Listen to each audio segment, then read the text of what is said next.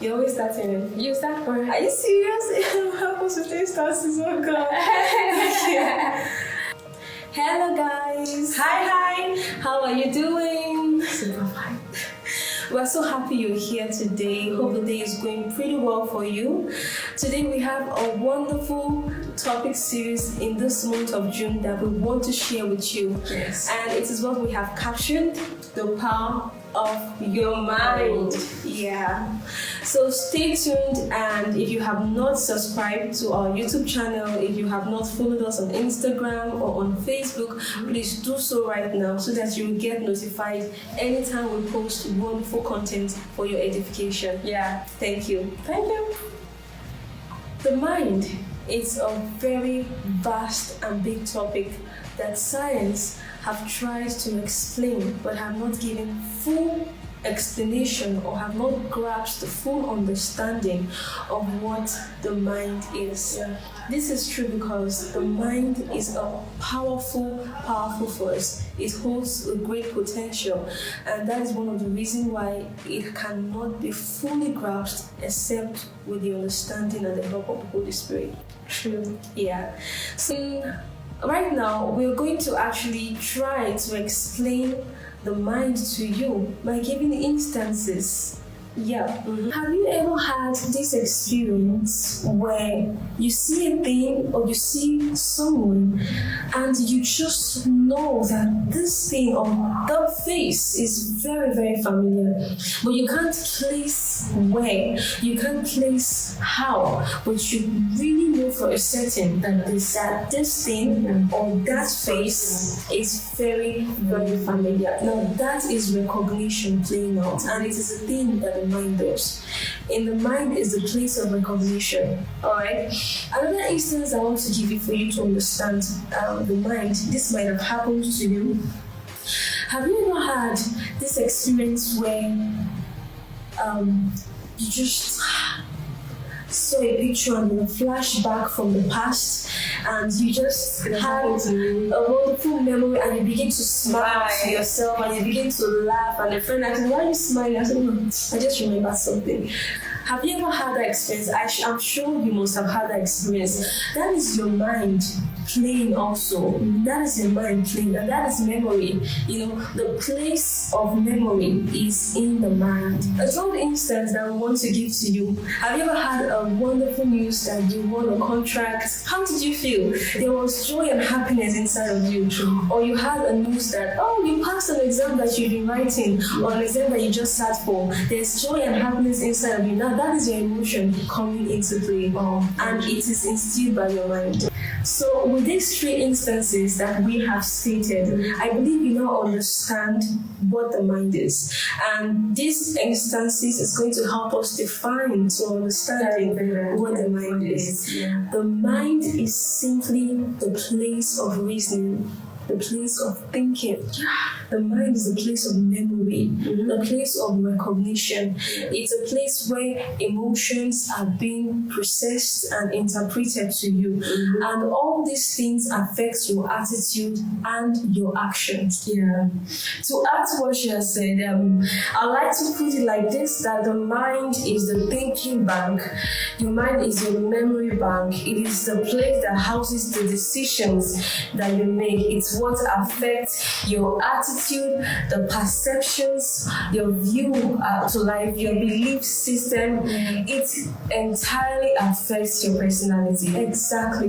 Exactly. And one question that people are often asked is, where is your mind? If you ask a little child, where is your mind? What do you think he or she will say?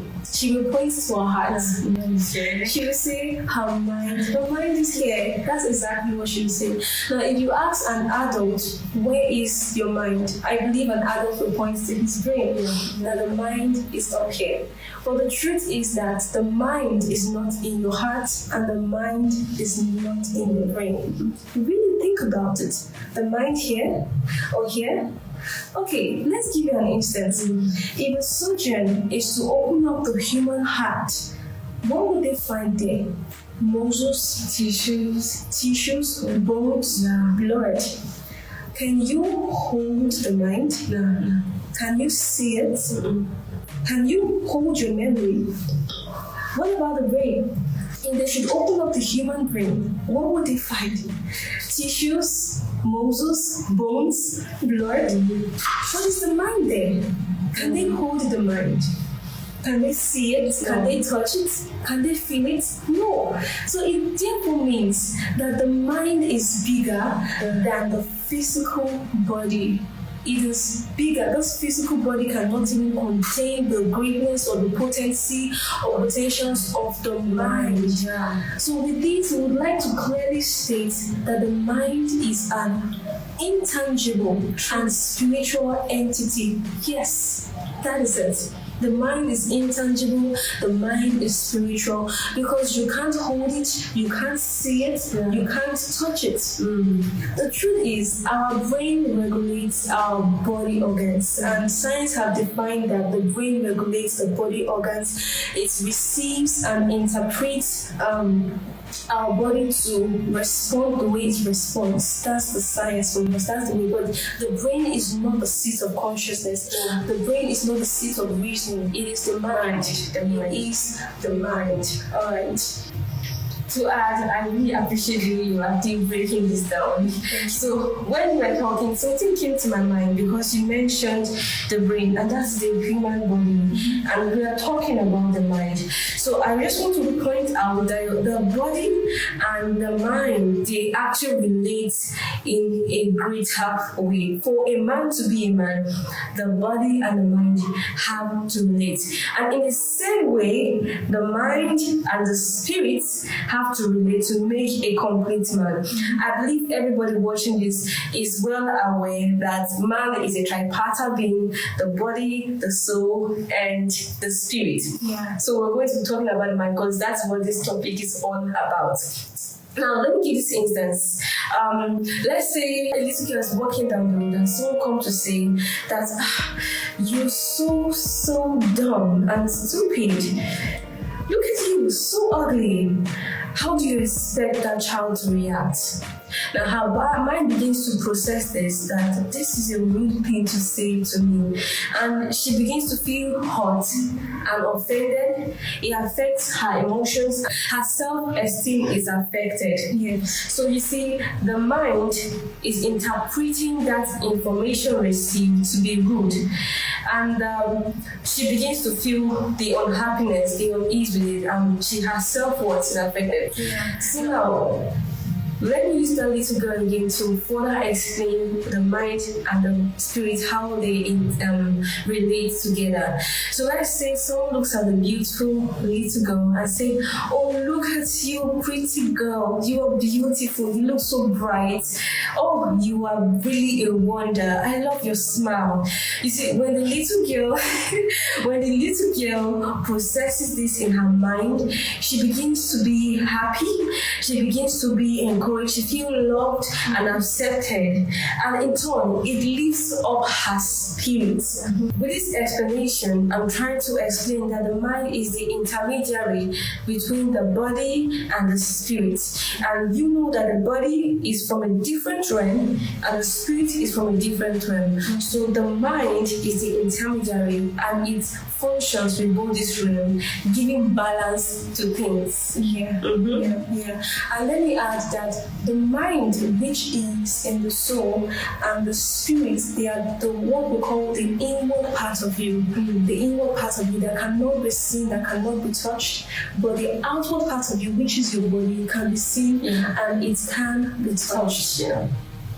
To make emphasis to what we're saying, our brain functions with our body. The brain regulates the body to carry on daily activities. It regulates your organs to carry on daily activities. Now, your spirit and your mind works together to carry on spiritual activities and activities of the soul. Alright, it is in your soul that you become a self-conscious individual. It is in your soul that you have self-esteem. You have have self-awareness of who you are. Yeah. So indeed, the mind is not in the heart, and the mind is not in the brain. It is bigger. It cannot be contained by this physical body. It is bigger and bigger than what we see. It's an intangible and a spiritual entity that is not housed by the physical body. Now, your mind has its own spiritual senses. Yes, it does. Your mind can see things. Your mind can hear things. Your mind can perceive things and also interpret things. You must have heard of stories, or you might just have experienced it when you hear a voice telling you things, telling you to don't go there, do this, don't pick up that phone call. Don't make, it is your thoughts speaking to you. It is your thoughts speaking to you. So your mind actually have the ability to perceive. It has the ability to see. It has the ability to hear things. Things that the physical ear cannot hear. Things that the physical eyes cannot see. Yeah. So it is this information that your mind receives, that it interprets, that it processes and interprets, which makes you act the way you do, which makes you behave the way you do. So remember, goodness said that in your mind is your belief system and perceptions to life which you have. To better explain the mind, there are two dimensions of the mind. But please know that the mind is just one. This explanation is just to give us clarity and in-depth of the mind. So we have the conscious and the subconscious mind. I like the way Mercy explains it. Please go ahead and explain. Okay, so the conscious mind is just the part of the mind that is aware of the surroundings, it's aware of the environment. It's from the word conscious, means you are aware of what is happening. If you're walking on the road, you're aware that you're walking on the road. If you meet someone right now, you're aware that you just met a person. So it's that part of the mind that is conscious of its daily environment and every activity that is happening in the environment. Whereas the subconscious mind is way deeper. It's the real deal. So the conscious mind takes things from the environment, receives things from the environment, and deposits it into the subconscious mind. So when your eyes sees things and it keeps seeing that stuff, it's now being deposited into your subconscious mind, the place that is more deeper. And in our later video, maybe episode 1, we're going to be sharing with you the repetitive pattern, because it has something to do with the mind and also addictions. But let me quickly or briefly just say something here. You see, people who struggle with pornography or who have addictions, it didn't just start now. They were filling their conscious mind with information relating to those bad habits, and they were depositing it into their subconscious mind. So the more information about the bad habits that you do, or that you hear, or that you see, it deposits into your subconscious mind, and it becomes hard to erase. It becomes hard to delete. So we register things into our subconscious mind from our conscious mind. This is why the mind can be very dangerous and also has its benefit. We should be careful what we put into our mind, because when it gets to our subconscious mind, it becomes hard to delete. True. So while we're talking, something just came to my mind, and I just can put it in this line, that everything we are, everything we know today, it actually came from the informations that we receive from outside to the inside. Honestly. And these are the things that forms our perceptions, our beliefs, our thoughts, ideas to things. Honestly. And it then just gave me a clearer picture, because you said that the subconscious are things that are never lost. It may seem like it may seem like it's lost, but it's never lost. By the time you put the pictures together and you press the right buttons, things will become clearer and more brighter. You begin to get the full picture of the thing. So this is why the subconscious mind is even more dangerous, and also can benefit in a way. So it then gave me this understanding that we are like we're like a machine running on an engine, which is our minds. Wow, you can imagine.